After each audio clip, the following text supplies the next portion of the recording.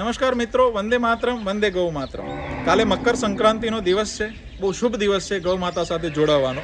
મારી એક નમ્ર વિનંતી છે કે આપણને એક જ દિવસમાં પુણ્ય કમાવાનો ભાવ જાગે છે અને બિલકુલ એ દિવસે પુણ્ય થવું જ જોઈએ, પણ એમાં એક વિવેક રાખવાનો છે.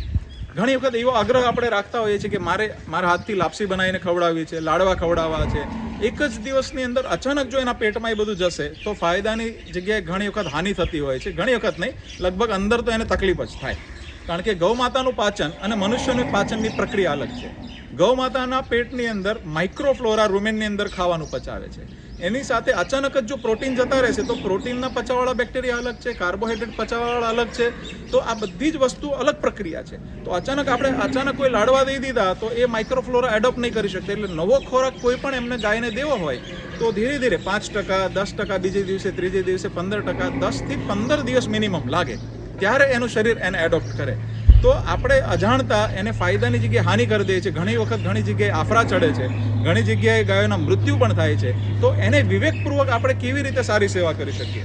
તો આપણે ચોક્કસ ગૌ સેવા કરવાની જ છે આ શુભ દિવસની અંદર. તો કેવી રીતે કરશું કે ભાઈ એને ગોળ દેવો છે તો એક સાથે ગોળ આપો અને એમને કહો કે આ તમે ધીમે ધીમે ખવડાવજો, અચાનક નહીં.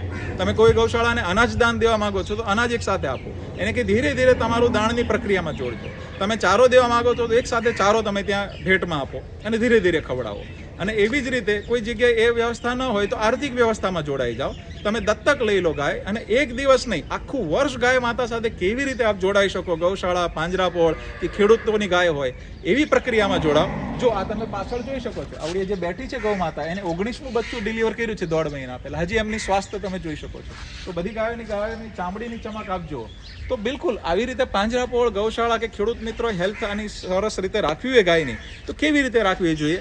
આવતા સમયમાં આપણે આ બધી વસ્તુ ગતિવિધિ શીખવાડશું ને. અહીંયા નિઃશુલ્ક પ્રક્રિયા હોય છે શીખવાડવાની કે ગૌ માતાને કેવી રીતે રાખવી. એનો પોદળો જોઈને તમને ખબર હોવી જોઈએ કે આજે એનું પાચન કેવું છે, અને એવી ખેતી કેવી રીતે કરીએ કે પર એકર આપણને લાખથી લઈને 10 લાખ રૂપિયા સુધી પણ ઘણી વખત મળતા ખેડૂતોને હોય છે.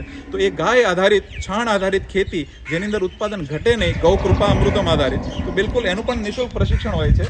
તો બસ છેલ્લે તો એક જ વિનંતી કે બિલકુલ મકર સંક્રાંતિ બહુ સાત્વિક અને વિવેકપૂર્વક ઉજવીએ અને ખૂબ સરસ રીતે ગૌ માતા સાથે જોડાઈએ, પણ સાચું જ્ઞાન વર્ધન કરીને. અને જે પણ જોવે છે એ લોકોને પણ વિનંતી કે આવડું જ્ઞાન બીજા લોકોને પણ આપે, જેથી કરીને સાચી સેવા ગૌ માતાની થાય. ખૂબ ખૂબ ધન્યવાદ. વંદે માતરમ, વંદે ગૌ માતરમ.